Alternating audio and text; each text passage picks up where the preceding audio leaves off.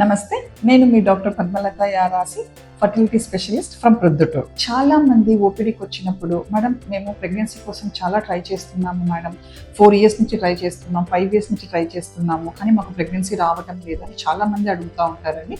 So వాళ్ళ కోసం ఈ చిన్న వీడియో. మీరు ఎంత ప్రయత్నించినా మీకు ప్రెగ్నెన్సీ రావటం లేదు అని అంటే, ఇప్పుడు నేను చెప్పే ఈ 10 విషయాలు మీరు జాగ్రత్తగా గుర్తుపెట్టుకోండి. ఫస్ట్ వచ్చేసేసి, మీకు ఫస్ట్ ఏదైనా ఒక ప్రెగ్నెన్సీ వచ్చి అబార్షన్ కానీ ఏదైనా అయిందనుకోండి, వెంటనే మీరు ప్రెగ్నెన్సీ కోసం ప్రయత్నించద్దండి. కొంచెం వెయిట్ చేయండి ప్రెగ్నెన్సీ కోసం. మినిమం ఒక 6 నెలలు గ్యాప్ తీసుకోండి. 6 నెలలు గ్యాప్ ఉంటే మన బాడీలో ఏర్పడిన చేంజెస్ని నార్మల్ వచ్చే అవకాశం ఉంటుందన్నమాట. దాని తర్వాత కావాలంటే మళ్ళీ మనం ప్రెగ్నెన్సీ ప్లాన్ చేసుకోవచ్చు.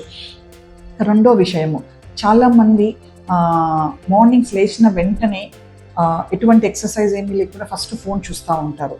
సో మినిమం మీరు మార్నింగ్ లేచిన వెంటనే ఏదైనా ఎక్సర్సైజ్ లైక్ ప్రాణాయామం కానివ్వండి, యోగా కానివ్వండి, లేదా మీరు జిమ్కి వెళ్తారా, జిమ్కి వెళ్ళండి. కనీసం ప్రతిరోజు ఒక 30 నుంచి 45 నిమిషాలు ఏదైనా మనం ఒకటి యాక్టివిటీ పెట్టుకుంటే సెడెంటరీ లైఫ్ నుంచి మనం బయటపడే అవకాశం ఉంటుంది. నెక్స్ట్ విషయం, కాఫీలు టీలు విపరీతంగా తాగుతాం అనమాట. కాఫీలు టీలు తాగుతాము. దాని నుంచి తర్వాత బ్రేక్ఫాస్ట్ స్కిప్ చేసేస్తాము. బ్రేక్ఫాస్ట్ స్కిప్ చేయడం అనేది మంచి పద్ధతి కాదండి. ఖచ్చితంగా బ్రేక్ఫాస్ట్ తీసుకోవాలా. బ్రేక్ఫాస్ట్ హై ప్రోటీన్ డైట్ మీరు తీసుకోవాలా. చాలామంది ఈ మధ్య వెస్టర్నైజేషన్కి అలవాటు పడి కార్న్ఫ్లేక్స్ అని, సీరియల్స్ అని, ప్యాక్డ్ ఫుడ్స్, ప్రిజర్వ్డ్ ఫుడ్స్ ఇవన్నీ తీసుకుంటున్నారు బ్రేక్ఫాస్ట్కి. వద్దండి. మనకి ఏ ఫుడ్ అయితే మనకు మన తాత ముత్తాతల నుంచి అలవాటు అయిందో మార్నింగ్ టైమ్స్ మనం తీసుకోవడం, అదే తీసుకోండి మీరు. అది సరిపోతుంది మనం. అలాగే నిద్ర అనేది చాలా ఇంపార్టెంట్ అండి. నిద్ర ఎంత ఇంపార్టెంట్ అని అంటే, కనీసం మినిమం వచ్చి 8 గంటల నిద్ర డిస్టర్బ్ లేకుండా మనకు అన్డిస్టర్బ్ స్లీప్ మనకు కావాలా. సరే మేడం, రాత్రి మేము ఎప్పుడో 1 గంట పడుకుంటాము, పొద్దున్న మేము 8కో 9కో లేస్తాము, అది కాదండి. అట్లా కాదు. టైంకి early bed early to rice, ఇది మనం పాతోళ్ళు చెప్పిన తొందరగా నిద్రపోవాలా, తొందరగా లేవాలా, ఇది మీరు పాటించాల్సి వస్తుంది. ఇది పాటిస్తేనే మీకు సరైన నిద్ర అనేది, దానివల్ల జరిగే బాడీలో రిపేర్ మెకానిజం అనేది కూడా రాత్రిపూట జరుగుతుంది. రాత్రిపూట మెలటోనిన్ హార్మోన్ అనేది కూడా రిలీజ్ అవుతుంది.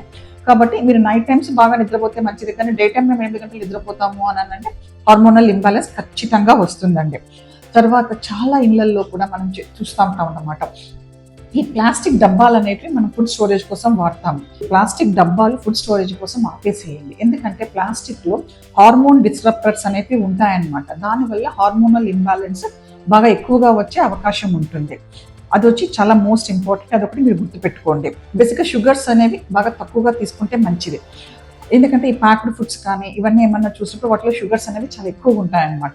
సో ఇవన్నీ మీరు మీ డైలీ యాక్టివిటీలో ఇవన్నీ నేను ఏవైతే చెప్పినానో అవి మీరు పాటించినారు అని అంటే ఆటోమేటిక్గా ప్రెగ్నెన్సీ మీకు తొందరగా నిలబడే అవకాశం ఉంటుంది.